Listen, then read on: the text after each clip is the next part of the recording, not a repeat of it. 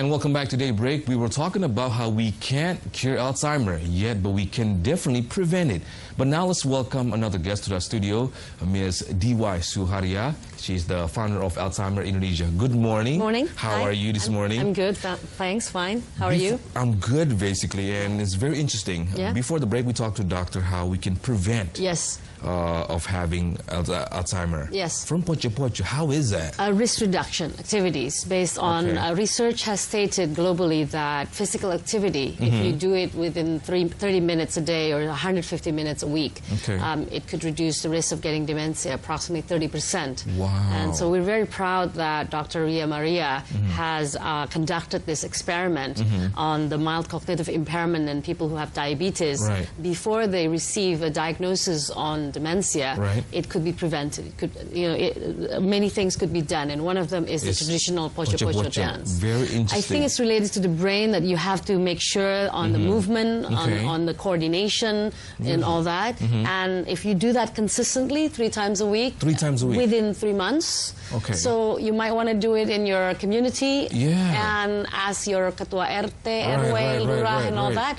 So you're going to be a dementia youth movement kind of champion. Hey, that's a good thing right there. Yeah, definitely. I do agree. And I heard you mention about your dad keep repeating things. How is that one of the symptoms? Yeah. Unfortunately, yes, but you need to double check and get your dad screened and detected, and you can actually go to Dr. Ria Maria for a consultation. However, the reason or the causes are being investigated still. That's why that's why we're still working more on the risk reduction. Physical activity, basically, there's this term called ABC. Act, belong, commit. So if you act on something and you belong to a community and you commit on doing it, it's something that really helps you to remain healthy and active. So basically, Alzheimer is not something that we have to take lightly, right? No, definitely not. That's why before it was also stated that forgetfulness, memory loss is not a normal part of aging. So you don't take it, lightly. Definitely. And in your role in the community, Alzheimer Indonesia, right? Yes. How is that? Could you tell us a bit about it? Yeah, sure. So basically, we started off by having a caregivers meeting. Our vision is to improve the quality of life of people with dementia and caregivers, because my mom has dementia. 20 years ago, she showed that symptoms.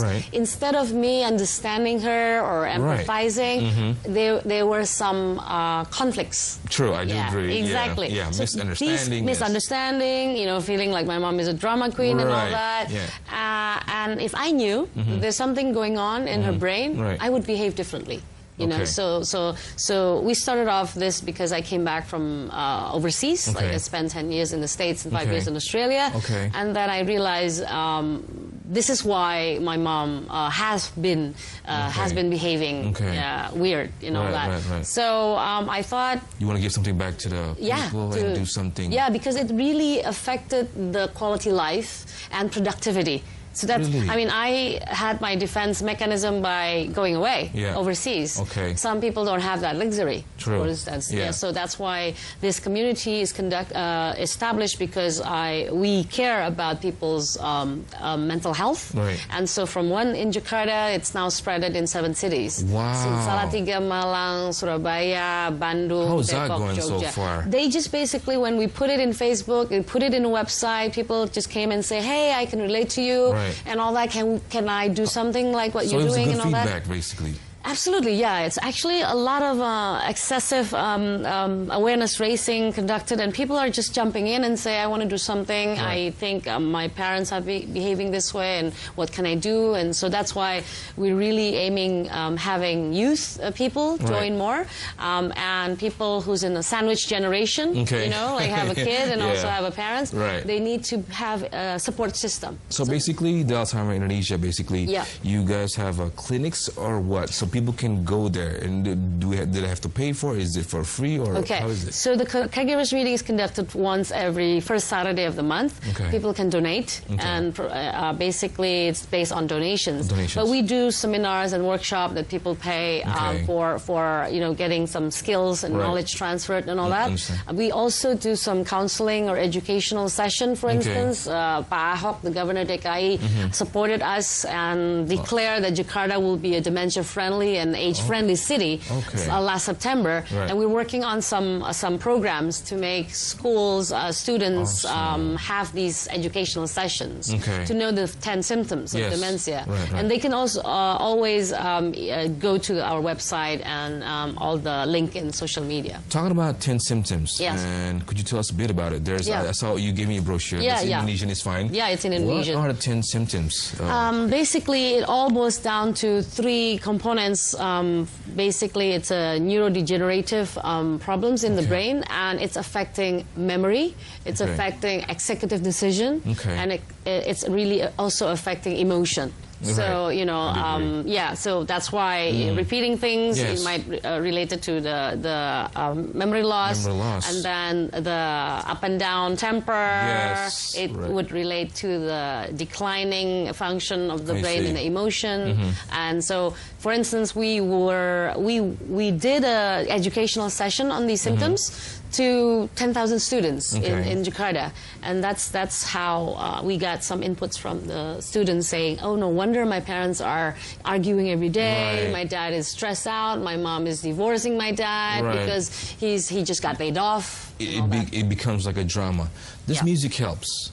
Music therapy is actually proven helps. Yes, definitely. We want to. What kind of music, for example? So is it classical music, or is it nature kind of music, or what? Is there any particular? Not anything particular, but actually it's related to music that relates to their era. For instance, if you like my mom, whenever I turn on the song "You Are My Sunshine," my only sunshine, my only sunshine. Okay, so it helps her. Yes, it just her eyes lighten up, or her hands started to, kind of do some movement and all that. So that really tap into the emotion part. Okay, talking about patients in Indonesia, what kind of therapy do they use here in Indonesia besides poco-poco? Besides poco-poco, it's actually poco-poco is in the risk reduction area, the prevention one, and that's something that's supported by the Ministry of Health, who has launched a national plan on dementia. And so now there's all these focus to the aging communities. So they need to feel useful. They need to feel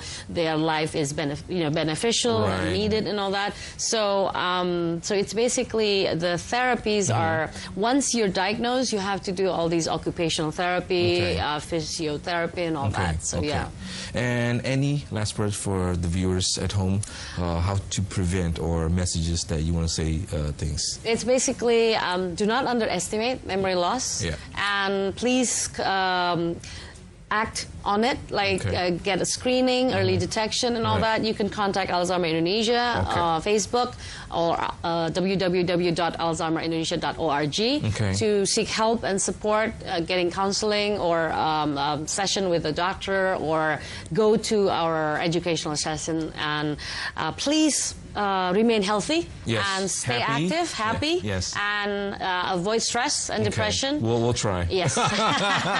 You know how it is, right? Definitely. So be positive and engage with activities. We'll do. Positive environment. Awesome. Thank you very much, DY, Pleasure for meeting your message, and success with Indonesia, Alzheimer Indonesia. Yes. And hopefully we'll see you soon also. Thank you. Thank you. Thank you so much. And coming up, we'll check out how Indonesians take camping to luxury heights. We'll be right back.